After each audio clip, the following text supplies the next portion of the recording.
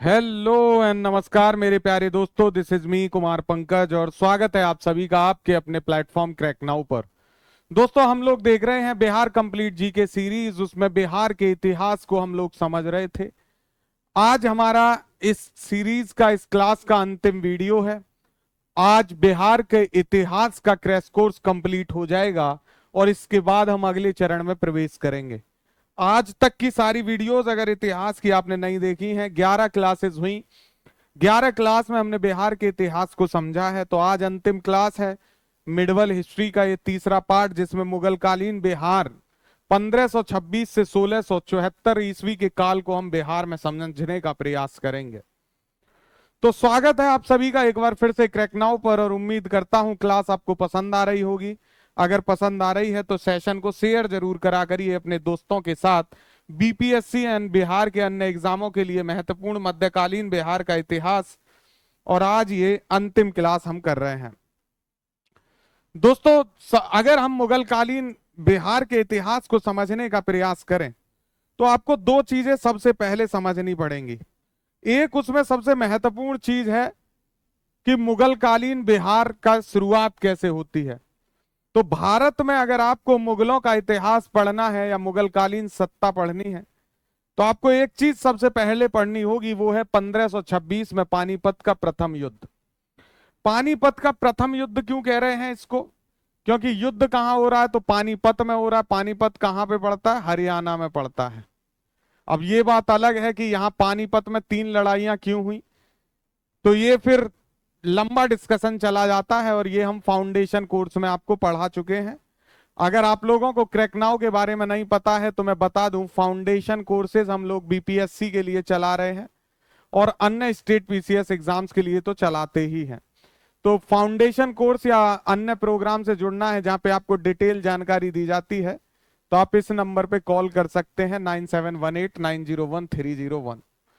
बात कर रहे हैं हम मुगल कालीन बिहार के इतिहास की। दोस्तों, तो मुगल काल की शुरुआत मानी जाती है, मुगल सत्ता की स्थापना का समय माना जाता है 1526 ईस्वी। तब तक दिल्ली में शासन चल रहा था इब्राहिम लोदी का, यानी लोदी राजवंश शासन कर रहा था। और इसी समय बाबर अपने विस्तार के क्रम में भारत पर आक्रमण कर देता है और अपने बारूद के आविष्कार और तोपखाने के प्रयोग के कारण इब्राहिम लोदी को 1526 के पानीपत के युद्ध में हरा देता है बाबर, और भारत में मुगल वंश की स्थापना कर देता है। भारत में मुगल वंश की स्थापना दोस्तों कब हो रही है? 1526 में पानीपत के युद्ध से। लेकिन बिहार के क्षेत्र में मुगलों ने अपना प्रवेश या आधिपत्य शुरू किया 1574 से 1580 ईस्वी के मध्य, जब इन्होंने खाने खानम मुनीम को बिहार का सूबेदार नियुक्त किया। तो ध्यान रखिएगा, इस समय सीमा बड़ी इंपॉर्टेंट है। 1526 में पानीपत के प्रथम युद्ध में बाबर ने इब्राहिम लोदी को पराजित किया और उसके बाद भारत में मुगल जो है सत्ता की स्थापना की। लेकिन बिहार तक पहुंचने में इनको 1574 से 1580 ईस्वी तक का समय लग गया। तो लगभग जो है 50 साल बाद ये बिहार में पहुंच रहे हैं। यहां पर एक युद्ध की बात हुई है और युद्ध है पानीपत का प्रथम युद्ध। तो पानीपत के युद्ध भी पढ़ लीजिए, यहां से कई बार सीधे क्वेश्चन आ जाता है, 2 मिनट लगेंगे, लेकिन पानीपत के युद्ध समझ लेना जरूरी है। पानीपत के दोस्तों 3 युद्ध हुए हैं, प्रथम युद्ध, द्वितीय युद्ध और तृतीय युद्ध पानीपत में। पहला हुआ 1526 में, बहुत इजी है, अगर आप इस तरीके से याद करेंगे मेरे वाले प्रयोग से तो जीवन आपका आसान हो जाएगा। पहला युद्ध कब हो रहा है दोस्तों? तो पहला युद्ध हो रहा है पानीपत में 1526 में। उसके बाद इसके सही 30 साल बाद होता है दूसरा युद्ध 1556 में, और तीसरे युद्ध को थोड़ा समय लगता है, तीसरा युद्ध होता है 1761 ईस्वी में। ठीक है, तो ये 3 युद्ध हैं और तीनों ही बहुत महत्वपूर्ण युद्ध हैं। पहले युद्ध का तो मैंने आपको बता दिया, ये किसके बीच में हो रहा है? तो ये हो रहा है बाबर और लोदी के बीच में, और इसमें जो विजयी होगा उसको मैं गोला कर दूंगा। ठीक है, तो विजयी कौन हो रहा है? बाबर यहाँ पे विजयी हो रहा है। प्रथम युद्ध कब हो रहा है? 1526 ईस्वी में। लेकिन एक मसला और है, यहाँ पे डेट भी पूछ लेता है भाई। तो 21 अप्रैल भी याद रखिएगा, 21 अप्रैल 1526 को जो है ये युद्ध हो रहा है। कौन विजयी हुआ इसमें? बाबर विजयी हो गया। दूसरा पानीपत का महत्वपूर्ण युद्ध हुआ 1556 ईस्वी में दोस्तों। कब हुआ? 1556 ईस्वी में। और ये किस किस के बीच में हुआ? तो ये युद्ध हुआ अकबर और हेमू के बीच में। किसके? अकबर वर्सेस हेमू। कौन विजयी हुआ होगा इसमें? इजी है ये समझना भाई। तो ये जो है अकबर जीत गया इस युद्ध को भी। ठीक है, कौन जीत गया? इसको अकबर युद्ध को जीत गया। और ये कब हुआ है? तो इसकी भी डेट आपसे पूछ लेता है। इसकी डेट याद रखनी है 5 नवंबर। क्या याद रखना है? 5 नवंबर। ठीक है, सन तो यहां लिखा ही हुआ है 1556। तृतीय युद्ध आप लोगों ने बहुत सुना होगा इस युद्ध के बारे में। और तीसरा युद्ध हुआ दोस्तों 1771 ईस्वी में, 1761 ईस्वी में, है ना। और किस किस के बीच हुआ? तो मराठों के और अब्दाली के बीच में। और मराठों की तरफ से कौन था? तो सदाशिव राव भाऊ। सदाशिव राव भाऊ, है ना। ये राव वाला राव वाव होगा, चलिए मिटा के लिख देता हूं। तो ये 3 युद्ध हैं दोस्तों जो आपने याद रखने होते हैं, है ना। इन युद्धों को आपने याद रखना है, इनको आप भूलेंगे नहीं। सदाशिव राव भाऊ वर्सेस कौन है? अहमद शाह अब्दाली। कौन है? अहमद शाह अब्दाली। ये आपने मूवी भी देखी है ना, पानीपत। तो उसी में ये दिखाया गया है। इसमें कौन विजयी हुआ? तो इसमें विजयी हुआ अहमद शाह अब्दाली। और ये इतनी जबरदस्त विजय थी दोस्तों कि इसमें लाखों लोग मारे गए। और ऐसा कहा जाता है कि जब सदाशिव राव भाऊ की मृत्यु हो गई तो इनके जो पिता थे उनकी भी मृत्यु हो गई, ये सदमे में कि इतनी बुरी मौत जो है दी गई थी सभी मराठाओं को इस युद्ध में। तो ये 3 युद्ध हैं। अब यहां पर जो हम पढ़ रहे हैं, यहाँ पे प्रथम युद्ध की जो है बात की जा रही है। 1526 में बाबर और लोदी के बीच में हुआ युद्ध, और लोदी हुआ था इसमें पराजित, और बाबर ने भारत में मुगल काल की स्थापना कर दी थी दोस्तों। चलिए यहीं से अब आते हैं। खान खानम मुनीम को बिहार का सूबेदार नियुक्त किया गया 1574 से 80 के बीच में। 1574 में अकबर पटना पहुंचा था। तो ये बात ध्यान रखेंगे, जो बिहार में जो मुगल काल की शुरुआत हो रही है ये अकबर के समय हो रही है। अकबर ने 1574 ईस्वी में पटना पे पहुंच के हाजीपुर दुर्ग पर चढ़ाई कर दी और उस पर अपना अधिकार कर लिया। 1575 ईस्वी ने दोस्तों अकबर ने मिथिला के शासक को पराजित किया। तो 74 में ये क्या कर रहा है? 74 में ये हाजीपुर दुर्ग पर चढ़ाई करके अधिकार कर रहा है। नेक्स्ट ईयर में 1575 में मिथिला के शासक को पराजित कर रहा है अकबर। और 1580 ईस्वी में अकबर ने ही बिहार को मुगल साम्राज्य का सूबा या प्रांत घोषित कर दिया। ये महत्वपूर्ण है, बिहार को पहली बार जो है सूबा या प्रांत घोषित किया जा रहा है भारत का, तो वो अकबर कर रहा है। ठीक है, ये बात आप याद रखेंगे, इंपॉर्टेंट है। इसी समय मुगल सूबेदार थे राजा मानसिंह, है ना। राजा मानसिंह अकबर के समय ही थे, आपको पता होगा। तो राजा मानसिंह ने बिहार में मुगल साम्राज्य को सुदृढ़ किया, मजबूत बनाया। आईने अकबरी एक पुस्तक है, ये हमने जब बिहार के मध्यकालीन इतिहास को पढ़ रहे थे वहां मैंने बताया था। इसका लेखक कौन है आप लोग सब कमेंट करेंगे। आईने अकबरी के लेखक कौन है? सभी के लिए क्वेश्चन है, वीडियो को पॉज करिए, पहले आंसर करिए फिर आगे बढ़ेंगे। तो आईने अकबरी में ऐसा लिखा गया है कि बिहार सूबा 7 सरकारों में बटा हुआ था। ये इंपॉर्टेंट है, पूछा गया बीपीएससी में। बीपीएससी में पूछा गया है कि मुगल काल में कितने सरकारों में बटा हुआ था बिहार? तो 7 सरकारों में बटा हुआ था। ये 7 सरकार कौन कौन से हैं भाई? तो एक है बिहार, ये अपने आप में अलग होता था। मुंगेर अलग होता था, तिरहुत अलग होता था। ठीक है, समझ रहे हैं आप। तो बिहार, मुंगेर, तिरहुत, हाजीपुर, रोहतास, कितने हो गए? 5 हो गए, बिल्कुल। इसके अलग था चंपारण और सारण। ठीक है।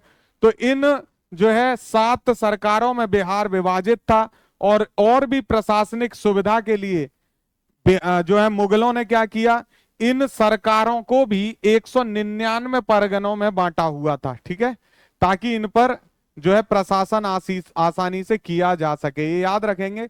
ये विस्तृत वर्णन कहां दिया गया है, आईने अकबरी में दिया गया है, और ये पूछता है सीधा क्वेश्चन, ध्यान रखेंगे इन चीजों को।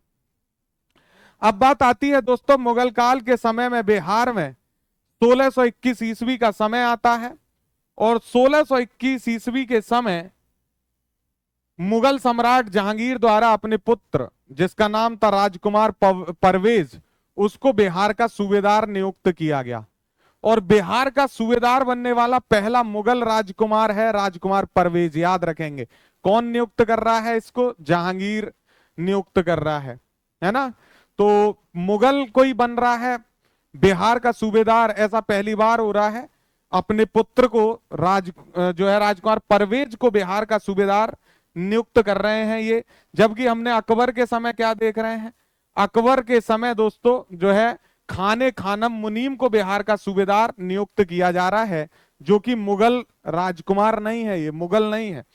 मुगलों को नियुक्त करने की शुरुआत करता है जो है जहांगीर, और अपने बेटे परवेज को ये बिहार का सूबेदार नियुक्त कर देता है।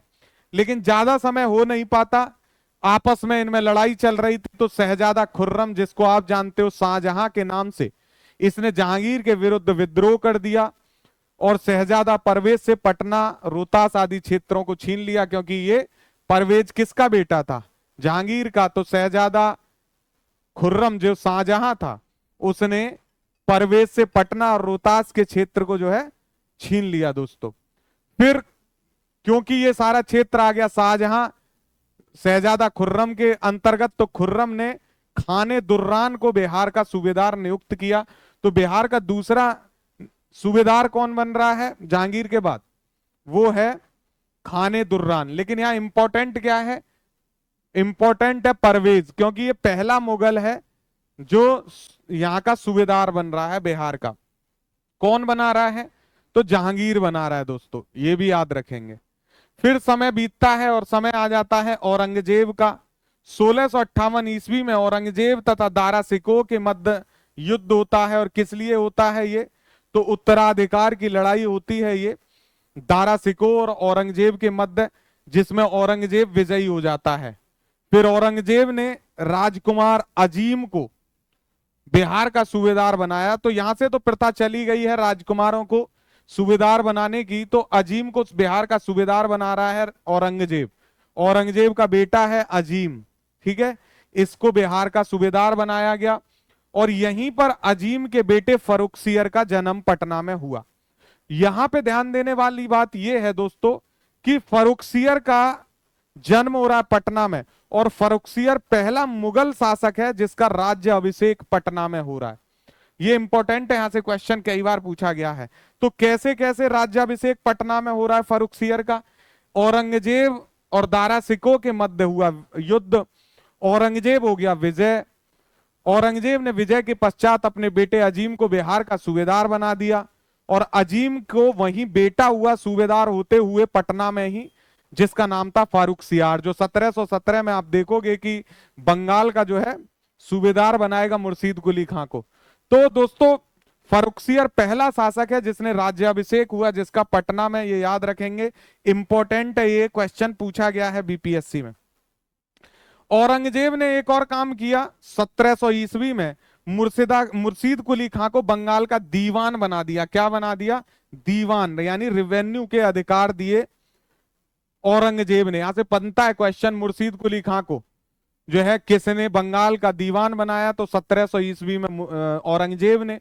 और फिर 1770 में, यानी सही 17 साल बाद 1717 में फर्रुखसियर ने मुर्शीद कुली खां को बंगाल का सूबेदार बना दिया। ये इंपॉर्टेंट है। और इसके बाद आप देखोगे कि किस तरीके से बंगाल में जो सूबेदारी है वो फिर वंशानुगत होते चले जाएगी। तो फर्रुखसियर ने मुर्शीद कुली खां को बंगाल का सूबेदार बना दिया, और शीघ्र ही वह बंगाल का स्वतंत्र शासक बन गया। कौन, मुर्शीद कुली खां। इसके बाद अलीवर्दी खां आता है, और जब मैं आधुनिक बिहार पढ़ा रहा था तो वहां मैंने ये क्रम पढ़ाया था, तो यहां से इंटरलिंक हो जाती हैं फिर चीजें अगले चैप्टर में। तो शीघ्र ही मुर्शीद कुली खां बंगाल का स्वतंत्र शासक बन गया और उसने अपनी राजधानी मुर्शिदाबाद में स्थापित कर ली, और यही मुर्शिदाबाद से मुंगेर स्थानांतरित करेगा मीर कासिम राजधानी को, अंग्रेजों से बचने के लिए। तो इस तरीके से आपने मुर्शीद कुली खां को देखा कि उसको दीवानी अधिकार दिए औरंगजेब ने, और फरुखसियर ने उसको वहां का सूबेदार नियुक्त किया, और वो धीरे धीरे स्वतंत्र हो गया। फिर मुर्शीद कुली खां के बाद शासक बना सुजाउद्दीन इसका 1727 से 39। उसके बाद सरफराज खां बना। फिर बंगाल के नवाब ये जब बनते रहे, उसके बाद बिहार जो है विदेश व्यापार का प्रमुख केंद्र बना रहा। इसके व्यापारिक संपर्क होते गए एशिया के साथ, अफ्रीका के साथ, यूरोप के प्रमुख नगरों के साथ व्यापार चलता रहा, फूलता रहा, फलता रहा बंगाल। इसी समय फिर आया अलीवर्दी खां, जो सबसे महत्वपूर्ण व्यक्ति है, जो कहता है कि अंग्रेज वो मधुमक्खी हैं जिनको आप ना छेड़ो तो वो आपको शहद देंगी, लेकिन अगर अंग्रेज नामक मधुमक्खी को आपने छेड़ा तो वो काट काट के आपको मार डालेंगी। ये जो संज्ञा दे रहा है ये अलीवर्दी खां है। अलीवर्दी खां का समय आता है 1740 से 1756 ईस्वी, और ये 1740 में अलीवर्दी खां बनता है बंगाल का नवाब। और ये सबसे पहले क्या काम करता है, बंगाल का नवाब बनने के तुरंत बाद ये मुगल सम्राट को देता है 2 करोड़ रुपए। क्या देता है? 2 करोड़ रुपए देता है। किस लिए? तो ये कहता है कि भाई मेरे पद को आप स्थायी पद बना दो, अस्थायी पद नहीं ये होना चाहिए। तो रिश्वत यहां से शुरू हो रही है 1740 से भारत में, जो आज तक पीछा नहीं छोड़ रही नौकरियों में है। तो इसने अपने आप को 2 करोड़ रुपए देकर अपना स्थायी जो है शासक बन बैठा इस गद्दी का। और राजगद्दी पर अधिकार के बाद इसने सिर्फ अपनी सत्ता की पुष्टि के लिए कि ये भाई तय हो जाए कि मैं स्थायी जो है नवाब बन गया हूं कि नहीं, इसने नजराना भेजा मुगलों को। और नजराना भेजने के बाद इसका कार्यकाल कब से कब तक रहा है, तो 1740 से 1756, यानी 16 वर्ष ये शासक रहा। और 2 करोड़ रुपए और नजराना देने के बाद मजाल है जो इस आदमी ने 1 भी रुपया राजस्व का भेजा हो। इसने कोई पैसा मुगलों को फिर नहीं दिया, क्योंकि खरीदी हुई सीट थी, खरीद के जो है बना है ये अधिकारी, तो खाएगा तो है ही। तो खूब खाया इसने। और अपने शासनकाल में ये ऐसा व्यक्ति है जो 16 वर्षों के शासनकाल में मुगल बादशाह को एक बार भी राजस्व इसने नहीं भेजा। और ऐसा माना जाता है कि यहीं से जो है बंगाल का नवाब जो है वंशानुगत होते चला गया, पुष्ट हो गया। और वंशानुगत तो मुर्शीद कुली खां के समय से ही हो जाता है। और जो अलीवर्दी खां है ये नाम मात्र के लिए ही मुगल सम्राट के अधीन बना रहा। अलीवर्दी खां के कोई बेटा नहीं था, इसके 3 बेटियां थीं। ये ध्यान देने योग्य बात है। और यहीं से हम समझेंगे कि किस तरीके से सिराजुद्दौला शासक बनता है, और सिराजुद्दौला के प्रति घसीटी बेगम और जो है तमाम लोग, मीर जाफर जैसे लोग आके खड़े हो जाते हैं उसके विरोध में। तो दोस्तों अलीवर्दी खां की 3 बेटियां थी, बेटा कोई था नहीं। जिन 3 बेटियों में से एक बेटी का विवाह हुआ था ढाका, वर्तमान में बांग्लादेश। दूसरी का विवाह पूर्णिया में हुआ था। राजा थे ये सब लोग, शासक थे अलग अलग जगह के। तो ढाका के शासक के साथ एक बेटी का विवाह, दूसरी बेटी का विवाह पूर्णिया में, पूर्णिया आज भी बिहार में ही है। और तीसरी बेटी का विवाह हुआ पटना के शासक के साथ, है ना। ये तीसरी बेटी इंपॉर्टेंट है, इसको ध्यान रखिएगा। जो तीसरी बेटी है दोस्तों वो सबसे छोटी बेटी है। और 1756 ईस्वी में जब अलीवर्दी खां की मृत्यु हो जाती है तो उसकी सबसे छोटी पुत्री का बेटा होता है सिराजुद्दौला, जो क्या बन गया, ये दौहित्र कहलाएगा। क्या कहलाएगा? दौहित्र। किसका दौहित्र है ये? तो ये अलीवर्दी खां का दौहित्र है। दौहित्र का मतलब क्या होता है? बेटी का बेटा। बेटी का बेटा को कहा जाता है दौहित्र। तो आपसे क्वेश्चन पूछता है कई बार कि सिराजुद्दौला किसका दौहित्र था, तो अलीवर्दी खां का वो दौहित्र है। तो अलीवर्दी खां ने अपनी मृत्यु से पहले ही सिराजुद्दौला को अपना उत्तराधिकारी नियुक्त कर दिया था, बेटा कोई था नहीं। तो जैसे ही अलीवर्दी खां की मृत्यु हुई, तुरंत जो है सिराजुद्दौला नवाब बन बैठा बंगाल का। और ये बात घसीटी बेगम जो इसकी मौसी थी उसको और अन्य लोगों को पसंद नहीं आई। तो 1757 ईस्वी में हुआ प्लासी का युद्ध, और इसके अगेंस्ट खड़े हो गए मीर जाफर, राय दुर्लभ, है ना, और जगत सेठ जो धनिक था वहां का। इन लोगों ने इसके प्रति किया जो है षड्यंत्र, और अंग्रेजों के साथ जा मिल बैठे क्लाइव के साथ। और 1757 ईस्वी की में प्लासी के युद्ध में सिराजुद्दौला की हार हो गई।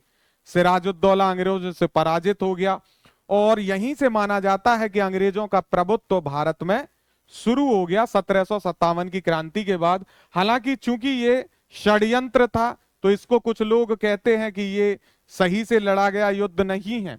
इसलिए 1764 की जो बक्सर का युद्ध होगा, मीर कासिम, अवध का नवाब शुजाउद्दौला और मुगल बादशाह जो है शाह आलम द्वितीय, जो अली गौहर भी था पहले उसका नाम, उसको जब हरा देंगे अंग्रेज, तब से माना जाएगा कि अंग्रेजों ने जो है वर्चस्व अपना स्थापित कर लिया है। लेकिन 1757 की क्रांति से ही भारत में अंग्रेजों का प्रभुत्व माना जाता है। 1764 की लड़ाई ऐसी लड़ाई थी जो बिना किसी षड्यंत्र के लड़ी गई, और अंग्रेजों की शक्ति का लोहा माना फिर तमाम लोगों ने।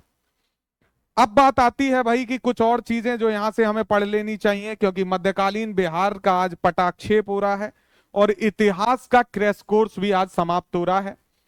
तो आपको विदा देने से पहले और आपसे विदा लेने से पहले मैं मध्यकालीन बिहार के कुछ अभिलेख हैं जहां से क्वेश्चन बनते हैं वो मैं बता देना चाहता हूं। तो ध्यान रखेंगे, एक है बुद्धसेन का अभिलेख, ये बोधगया में है। बिहार शरीफ का प्रस्तर अभिलेख है, इससे बिहार के बारे में जानकारी मिलती है मध्यकालीन इतिहास के संदर्भ में। संग्राम गुप्त का पंचोब ताम्रपत्र अभिलेख है। मोहम्मद बिन तुगलक का है बेनीबन अभिलेख। फिरोज शाह तुगलक का है राजगीर अभिलेख। खड़गपुर के राजगीर अभिलेख है। भभुआ में शेरशाह का अभिलेख है ना। सासाराम खैरवार प्रमुख प्रताप धवल के 3 अभिलेख हैं। तो ये 8 अभिलेख हैं जिनसे बिहार के मध्यकालीन इतिहास के बारे में जानकारी मिलती है। एक बार फिर से देख लीजिए, बुद्धसेन का बोधगया अभिलेख, बिहार शरीफ का प्रस्तर अभिलेख, संग्राम गुप्त का पंचोब ताम्रपत्र अभिलेख, मोहम्मद बिन तुगलक का बेनीबन अभिलेख, फिरोज शाह तुगलक का राजगीर अभिलेख, खड़गपुर के राजगीर अभिलेख, भभुआ में शेरशाह का अभिलेख, खैरवार प्रमुख प्रताप धवल के 3 अभिलेख। ये बिहार के मध्यकालीन इतिहास के बारे में संक्षेप जानकारी देते हैं, विस्तृत जानकारी मिलती है। अब भाई अगर आप बीपीएससी की तैयारी कर रहे हो तो मैं कुछ प्लेलिस्ट आपको बता देता हूं। जो प्लेलिस्ट आज कंप्लीट हुई है ये है बिहार कंप्लीट जीके प्लेलिस्ट। आप इस बिहार कंप्लीट जीके प्लेलिस्ट को जरूर पढ़ेंगे, मस्ट वॉच है अगर आप बिहार का कोई भी एग्जाम दे रहे हैं तो। दूसरी प्लेलिस्ट में आपको बताऊंगा बिहार स्पेशल, है ना। ये क्रैक नाउ पे सब पढ़ी हैं, इनमें वीडियो जितना है सब देख लीजिए, मैं दावा करता हूं जीवन आसान हो जाएगा। एक मैं पढ़ा रहा हूं Imtiaz Ahmad PYQ question answer. Imtiaz Ahmad Bihar के लिए महत्वपूर्ण बुक होती है, ये भी मैं करा रहा हूं, लाइव होती है ये 2 PM पे। आप लोग अगर अभी जुड़ रहे हैं तो आप इसको भी देखिए।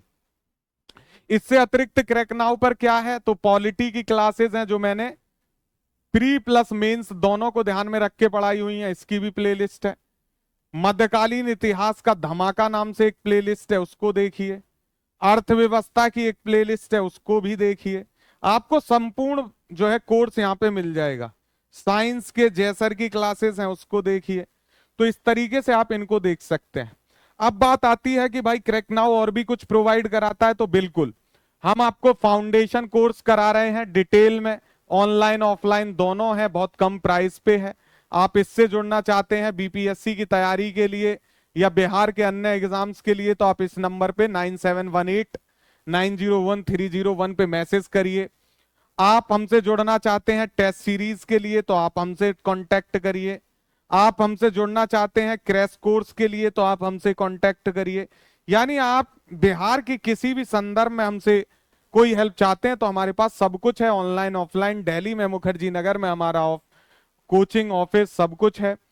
ऑनलाइन हमारा ऐप है, ऐप पे आपको बहुत सारी वीडियोस मिलेंगी, PDF मिलेंगी, ऐप पे जाने के लिए आप क्रैक नाउ सर्च करिए, और क्रैक नाउ प्ले स्टोर पे जाके जब आप लिखेंगे विदाउट स्पेस, तो वहां ये आइकन मिलेगा आपको, वहां आपको पीडीएफ मिलेंगी सारी वीडियोस की, सारी वीडियोस भी एक जगह मिलेंगी।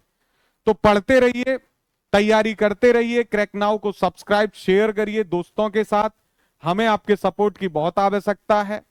तो सपोर्ट करते रहिए, स्वस्थ रहिए, पढ़िए, एग्जाम क्लियर कीजिए, जीवन आसान बनाइए। Thank you so much for watching me, have a great day ahead. जय हिंद।